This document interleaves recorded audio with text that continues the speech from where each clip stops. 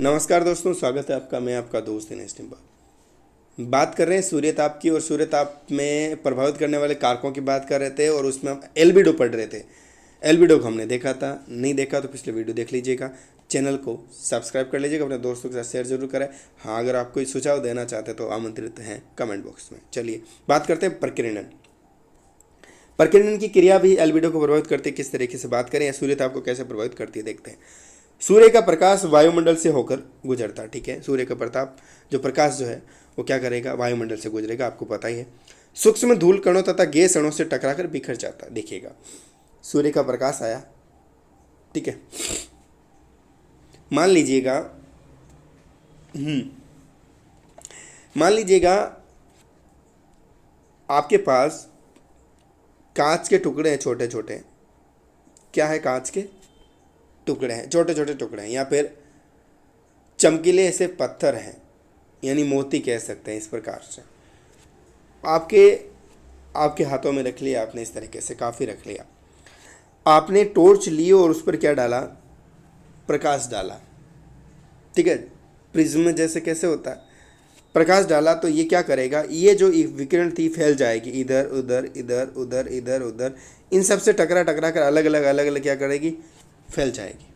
ठीक है, यानी विस्तृत हो जाएगी, डिस्ट्रीब्यूट हो जाएगी। ठीक है, यही जो है ठीक ऐसे ही होता है जब सूर्य की किरणें वायुमंडल में इसी प्रकार से, जैसे हमने कांच की बात की, उसी प्रकार से धूल के कण होते हैं, हवा के साथ वो ऊपर वायुमंडल में विस्तृत होते हैं, चलते रहते हैं।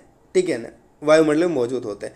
जब इन कणों पर सूर्य का प्रकाश पड़ता है तो ये अपनी एक अलग चमक देते हैं, और उस सौर विकिरण को क्या कर देते हैं, विस्तृत कर देते हैं, डिस्ट्रीब्यूट कर देते हैं, फैला देते हैं। ठीक है ना, जब ये फैला देते हैं तो ये प्रक्रिया कहलाती है फैलना, या फिर छितरना जो है, ये प्रक्रिया क्या कहलाती है, ये प्रकीर्णन कहलाती है। प्रकाश का प्रकीर्णन कहलाती है। ठीक है, समझ में आ गया। यदि अवरोध कणों का आकार विकिरण की तरंग दैर्ध्य से छोटा होता है, इस दशा में आदर्श प्रकीर्णन होता है, यानी कि तरंग दैर्ध्य से छोटा होगा तो आदर्श होगा, जिसे रेले छितरना या फिर रेले प्रकीर्णन कहते हैं। आपको पता है, आपको देखा होगा, रेले प्रकीर्णन कई बार पूछा जाता है। अधिकांश सौरिक विकिरण जो है सूक्ष्म तरंगों के रूप में होते हैं। प्रकाश की नीली तरंगें वायुमंडलीय सूक्ष्म धूल तथा गैस के अणुओं द्वारा सबसे अधिक प्रकीर्णन होती हैं। कौन सी किरणें, प्रकाश की नीली किरणें सबसे ज़्यादा प्रकीर्णन होती हैं। पूछा जाता है, पूछा जा सकता, क्योंकि तरंगदैर्घ्य सबसे ज़्यादा लाल की होती हैं, नीली की कम होती हैं। इस कारण नीली तरंगें वायुमंडल में जो है अधिक विस्तृत होगी, और इसका प्रकीर्णन भी अधिक होगा। ठीक है, ये याद रखिएगा, प्रश्न पूछा जा सकता है। निम्न में से किसका प्रकीर्णन ज़्यादा होगा, रंग दिया जा सकता है कि प्रकाश के रंगों में से किसका प्रकीर्णन ज़्यादा होगा। Option A B C D करके, लाल, पीला, नीला ऐसे करके दे देंगे, हरा। तो इसमें से क्या रहेगा, नीला आपके बेस्ट ऑप्शन रहने वाला है।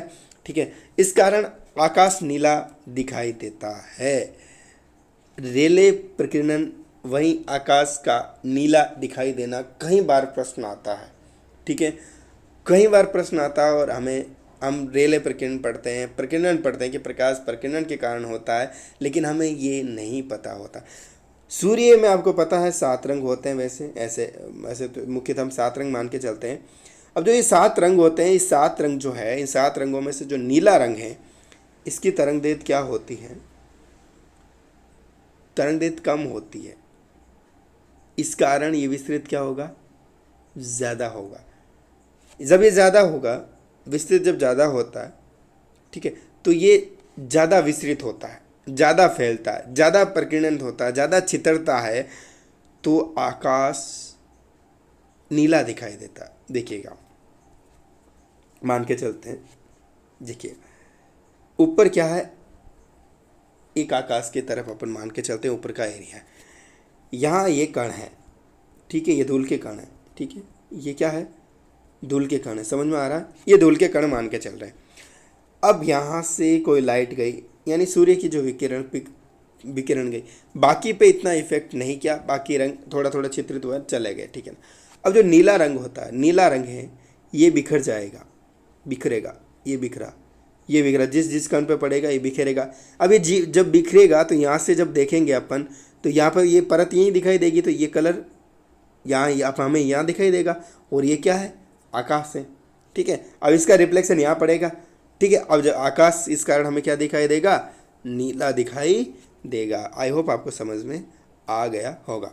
देखिए, सुबह तथा शाम के समय सूर्य की किरणें वायुमंडल से तिरछी गुजरती है और बादलों व धूल कणों के कारण दीर्घ और लाल तरंगे भी लाल या नारंगी रंग में प्रकीर्ण होती है। आपको पता है, आप जो शाम के समय कौन सी कलर का रंग जो है छिद्रित हो जाता है, तो उस कलर का वो दिखाई देने लग जाता है।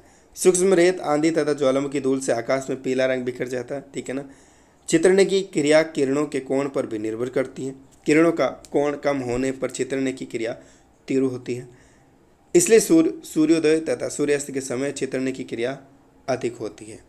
इस क्रिया से सौरिक शक्ति का ह्रास होता है तथा यह धरातल को गर्म नहीं कर पाती। मिलते हैं अगले वीडियो में। नमस्कार।